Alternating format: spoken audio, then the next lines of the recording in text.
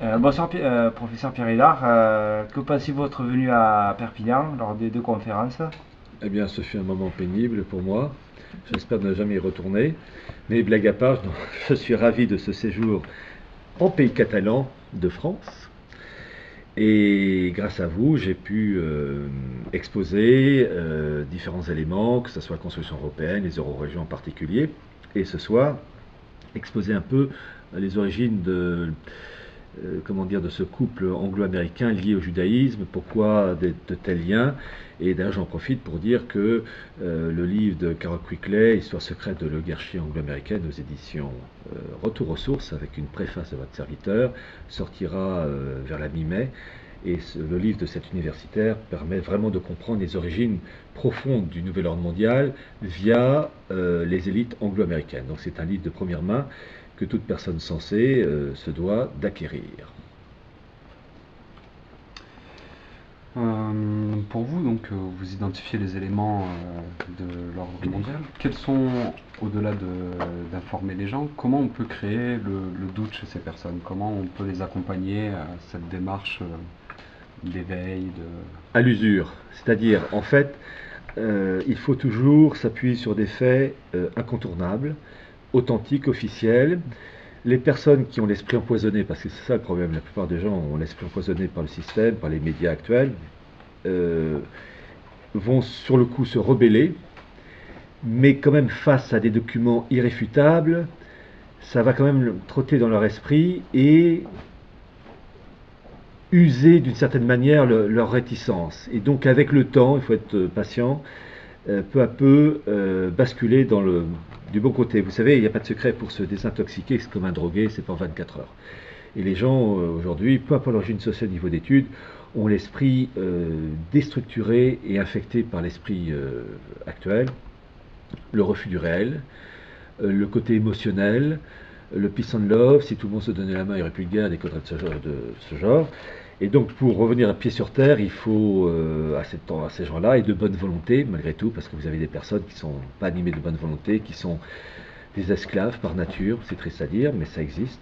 Mais vous avez aussi des personnes intellectuellement honnêtes et qui cherchent malgré tout, malgré leurs erreurs, à voir clair et avec des arguments, des informations de première main, personnes qui sont prêtes, avec le temps, peu à peu, à basculer du bon côté. Mais il faut être patient.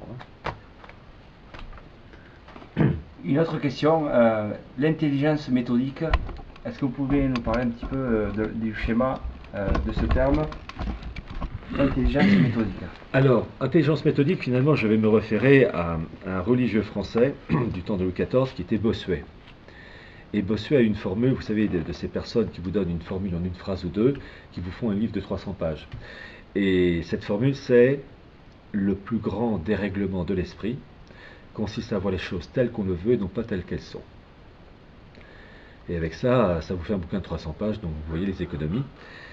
Et en fait, l'intelligence méthodique, c'est de toujours s'appuyer sur le réel, non pas en fonction de ses envies, de ses pulsions, mais en fonction de ce qui nous entoure et puis surtout de l'expérience du passé.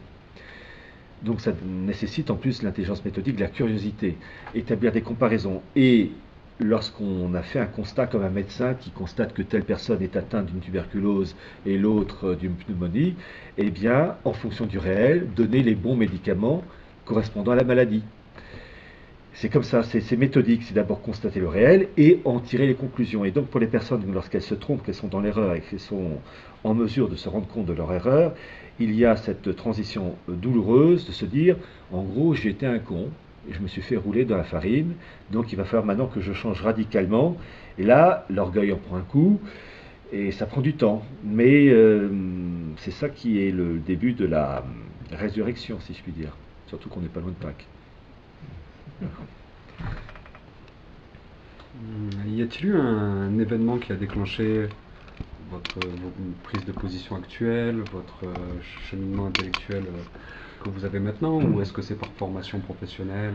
Alors, en fait, c'est mon grand-père maternel, quand j'étais enfant, qui m'a offert, quand j'avais 7 8 ans, Petite histoire de France de Jacques Mainville. Et c'est lui qui m'a donné l'amour de l'histoire. Et il y a aussi une chose, c'est que d'un point de vue de ma nature, c'est d'aimer le réel. je vais choquer peut-être certains, les gens qui refusent le monde réel sont des faibles. Il y a une différence entre avoir des faiblesses et être faible, ne pas voir. Non, je ne veux pas voir. Et d'un point de vue, c'est ma nature, je n'aime pas ces gens-là. Au temps antique, on en faisait des esclaves. Alors évidemment, je me reprends, et je me dis que peut-être que si j'avais été élevé comme eux, peut-être que je serais comme eux. Mais il est vrai que j'ai une nature tout naturellement à ne pas vivre dans l'irréel. Mais j'avoue que, oui, c'est pas facile de... La nature humaine, elle est faible. La nature humaine, quand on observe l'histoire, on se rend compte que les gens suivent toujours le gagnant, le meneur. Alors quand le meneur pense bien, bah, tant mieux, mais quand il pense mal, et c'est plutôt ça qui caractérise l'histoire, eh bien la masse suit. Vous savez, il y a une formule d'un diplomate français, Charles-Maurice de Talleyrand, fin connaisseur de l'âme humaine, qui disait « agiter le peuple avant de s'en servir ». C'est le principe de l'Orangina. Bon. Eh bien, on se rend compte que les gens, il n'y a pas d'esprit de réflexion.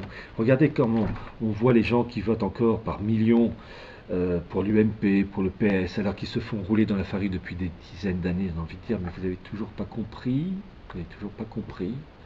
Qu'est-ce qu'il faut? Ben, il faut le malheur, en fait. Les gens ne comprennent que dans le malheur, et dans la souffrance, on est moins con. Quand on a le frigo vide, quand on a une guerre, quand on doit jouer avec sa vie et qu'on a un adversaire et qu'on se dit ben, si je le tue, je sauve ma vie, et si je ne le tue pas, c'est lui qui a ma peau. Ben, ça vous met du plomb dans la cervelle. Ce sont les gens qui souffrent qui sont mûrs. Et aujourd'hui, c'est peace and love, on est tous citoyens du monde, on se donne la main, il n'y a plus de guerre. Ben non, je suis désolé, c'est pas ça l'humanité. Est-ce que, comme dans le meilleur des mondes, Mustapha Meunier pourrait être plutôt le divergent de notre prochain siècle? Disons que c'est un prototype, oui, parce que l'ouvrage d'Huxley, Meilleur des mondes, sorti en 1931, qui était un ouvrage à l'origine de science-fiction, mais en fait un ouvrage de politique pure, montre une humanité, une gouvernance mondiale, des blocs continentaux, et puis l'Europe qui est dirigée par un suprême dirigeant qui s'appelle Mustapha Meunier, qui est ni arabe ni français, mais qui est un produit hors sol. Et c'est ça qui nous attend. C'est ça qui nous attend. Mais dites ça aux gens, ils ne comprennent pas. Oh, vous exagérez,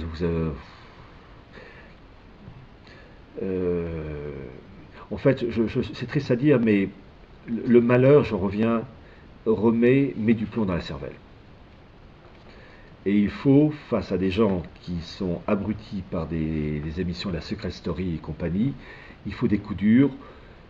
Vous savez, je pense aux Français, même aux Européens, mais jusqu'au XXe siècle, mettons 19e siècle, où la plupart des Français étaient paysans. Là, il faut vivre avec le réel, voir le climat, la qualité de la terre, voir la bête, le cochon, la vache, etc., qui est en bonne santé ou pas. Là, il ne faut pas rêver. Et ça vous fait des hommes solides. Vous savez, on parle toujours de la guerre de 14-18. On oublie une chose, c'est que certes, il y avait un armement, mais ce qui a fait que la France a tenu, c'est que la plupart du temps, ces soldats français, c'était des paysans. Et des gens solides. Avec leurs défauts, leurs faiblesses, évidemment, mais des gens solides. Qui avaient des moments de creux de vague, évidemment, parce que, évidemment, l'enfer de Verdun, mais qui ont tenu. Mais nous, on aurait vécu en 1914-1915, mais les 9/10 des Français n'auraient pas tenu, ils auraient eu leur crise de nerfs, leur incompréhension.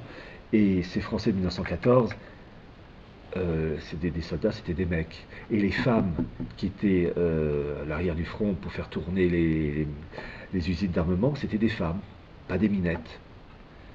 Et nous, c'est tout l'opposé. Nous, c'est des êtres émasculés, plus de mecs, plus de nanas. Ce sont des... La guerre 14-18, pour moi, c'est révélateur, que ce soit côté français, mais côté allemand, côté anglais, évidemment. On avait affaire à des hommes et des femmes, et aujourd'hui, sauf exception, il n'y a plus d'hommes, il n'y a plus de femmes. Il y a des sexes masculins, il y a des sexes féminins, il n'y a plus de mecs, et il n'y a plus de vraies femmes. Je vais citer un cas d'une vraie femme, je suis contre sa politique, En plus, elle faisait partie du système mondialiste, mais je dois reconnaître, même si je ne suis pas d'accord, c'est Margaret Thatcher. Elle était d'origine sociale modeste. Son ascension sociale, elle l'a due uniquement à son travail personnel. Elle était une femme dans un milieu d'hommes, et en plus un milieu anglais plutôt misogyne. Eh ben, c'est une sacrée femme. Après, évidemment, sa politique, je n'aime pas. Mais c'est une femme, pas une minette. Voilà, c'est une femme.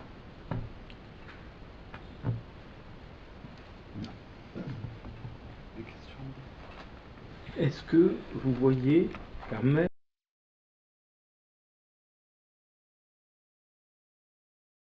métaphysique ou spirituel d'un éveil des Français ou des peuples du monde?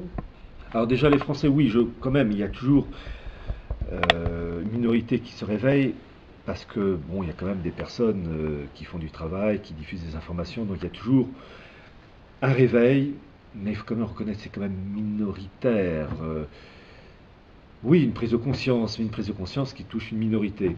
Et je dis toujours, en fait, la vraie bascule, c'est toujours dans le malheur. Euh, Quand vous voyez la jeunesse toujours plongée avec leur SMS, leur page Facebook, comment peuvent-ils s'élever quand ils s'intéressent aux futilités? Donc, il faut des choses. On mange quoi ce soir? Ben, il n'y a plus rien à manger. Il fait froid. Ben, mets un pull, mais j'ai plus de pull. Ah, ben, tu vas crever de froid.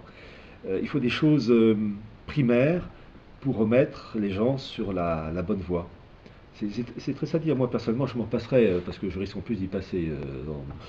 J'avoue que je sais pas. Mais il faut des trucs primaires parce que les gens sont trop primaires pour revenir à des pensées justes. Il faut, j'appelle ça la politique de la schlag. Hélas, je voudrais tellement me tromper, mais il faut des événements durs. Et puis bon, à titre personnel, je crois en un coup de pouce à la Providence. Parce que humainement, c'est cuit. Hein. Ça, il ne faut pas se leurrer. Mais cuit ne veut pas dire ne rien faire. Il faut toujours reprendre la phrase de Sainte Jeanne d'Arc. De par Dieu, les hommes se battront. Et Dieu donnera la victoire, c'est qu'on fait de son mieux. Et avec le coup de pouce de la Providence, ça repartira. Parce que j'ai la certitude du renouveau. Mais on va, pardonnez-moi l'expression, en chier comme des Russes avant de remonter.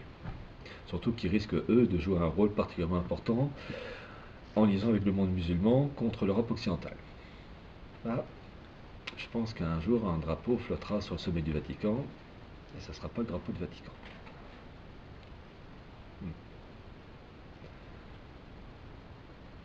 Est-ce que vous voyez par exemple certaines prophéties antiques ou plus récentes, comme celle de Baba Vanga ou des gens comme ça qui pourraient se réaliser, ou comme les secrets de Fatima dont personne ne sait grand chose encore aujourd'hui, mais Bah, disons que le secret de parce que vous Fatima, parlez du drapeau qui flotte sur un drapeau étranger qui flotterait sur le Vatican, c'est quand même repris dans pas mal de théories, de voyants, de médiums. ou de mystique, parce que les médiums, c'est pas catholique. Quand on est catholique, disons que on peut dire que le péché mortel existe aussi pour les États. Il existe pour les personnes, mais pour les États aussi. Ce que demandait la Sainte Vierge à Fatima n'a pas été réalisé, donc la Russie est toujours l'instrument qui servira de châtiment. Et donc, ça risque de... C'est, je crois, Saint Jean Bosco qui disait qu'il voyait les Russes faire boire leurs chevaux sur les bords du Tibre. Bon, on verra.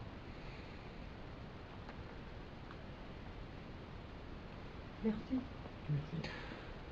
Ben oui. 14 minutes. C'est bien. Terminé. Pardon.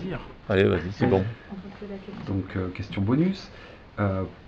Pourquoi est-ce qu'il y a un distinguo dans l'appellation de la Constitution, donc la Déclaration universelle des droits de l'homme et du citoyen? Pourquoi est-ce qu'on fait ce distinguo de l'homme et du citoyen alors que c'est pas expliqué ou pas repris dans la Constitution ensuite? Alors, droit de l'homme, évidemment, c'est la vision à l'échelle planétaire, et citoyen qui concerne les citoyens français. Mais la France, dans cette mission, elle a une mission très importante, puisque, ayant, entre guillemets, violé le baptême de Clovis, elle doit avoir la politique inversée, qui est d'être un peu la figure de proue, via cette déclaration des droits de l'homme, qui est en fait une émanation du noachisme issu lui-même de la synagogue, doit être la figure de proue plus que d'autres pays, et donc elle a un rôle en tant que citoyen de cette République française qui est finalement un oachisme institutionnalisé. Donc elle a un rôle particulier, donc le citoyen français, ou la France en règle générale, a cette mission particulière du fait de son reniement du baptême de Clovis. Donc droits de l'homme pour la planète entière, et la France a ce triste privilège d'avoir cette citoyenneté comme pour mettre en valeur ces droits de l'homme. Donc citoyen français qui joue un rôle particulier. Bon. J'ai une question, excusez-moi. Qu'est-ce que l'universel, vraiment? Le terme universel. Universel, ça dépend dans quel domaine. Universel au niveau de l'espace, universel... Alors c'est universel, parce que dans universel, il y a le mot un, unique. Voilà, c'est... Il y a une vision religieuse. Une vision religieuse, religieusement. Alors oui, effectivement, que ce soit dans l'islam ou dans le judaïsme, vous avez Dieu l'unique, monothéisme, mais vous avez, comme je l'ai dit tout à l'heure, ce caractère particulier du catholicisme, qui est ce dogme qu'on ne peut pas expliquer scientifiquement, qui est la Sainte Trinité, qui est abhorré et détesté par le monde juif et même musulman, parce qu'ils n'aiment pas cette chose-là, il faut le dire en toute franchise. Et donc c'est un universel trinitaire. Allez expliquer ça. Voilà, c'est un mystère, mais il y a des moments où l'humilité a du bon. C'est-à-dire qu'on doit se plier à des choses que l'intelligence humaine, même la plus grande ou la plus fine, ne peut pas expliquer. Mais le catholicisme a une vision universelle. C'est faire en sorte que le Christ soit le roi des nations. D'ailleurs, l'épiphanie, le 6 janvier, c'est quoi? Ce sont les rois mages qui représentent un peu toutes les origines de l'humanité, qui rendent hommage à l'enfant Jésus, le roi des nations. C'est ça l'histoire. Et comme par hasard, Sainte Jeanne d'Arc est née un 6 janvier. Et comme par hasard, avec des guillemets, parce qu'en fait c'est un clin d'œil de la Providence, Sainte Jeanne d'Arc est née à Don Rémy. Donc il a l'abréviation de Domus, la maison de Rémy, le nom de l'évêque Saint Rémy, qui a baptisé et converti Clovis. C'est pour rappeler la mission particulière de la France. Et le caractère universel, la France est le porte-drapeau du Christ, roi des nations, et la France finit l'Église pour répandre la parole du Christ. Voilà, il y a un fond mystique, et donc la France est le pays à abattre en priorité comparé à la Finlande, Bangladesh ou l'Indonésie, parce que la France a cette marque qui la distingue des autres. Et pour le moment, elle est rebelle depuis 1789, mais ça va se terminer dans quelques temps. Comme comme on dit souvent l'histoire bégaye, pourquoi ne pas arriver à une alliance de circonstances comme on a connu sous François Ier, qui s'est allié avec Suleiman le Magnifique et les protestants allemands? Pourquoi pas un éveil, une union sacrée citoyenne de tous les citoyens français de toute origine et diversité face à l'inéluctable? Alors, ce principe, il faut déjà, quand on émet un souhait, il faut voir si ce souhait correspond au monde réel. Est-ce que des peuples ayant des référents religieux, civilisationnels différents peuvent tout d'un coup, par paquet de millions, s'entendre? Déjà, on a déjà du mal à se marier et à s'entendre avec une personne, alors que des millions ensemble, réunis, vous savez, la grande plaisanterie que le mariage c'est Sacha Guitry, le mariage est une merveilleuse institution qui permet d'affronter à deux des problèmes qu'on n'aurait jamais connus en restant seul. Alors quand il s'agit de deux personnes, déjà c'est pas facile, mais mettre d'accord des personnes par paquet de millions qui pensent différemment, vous savez, il n'y a pas de secret, la force d'un pays repose sur l'unité de sa culture.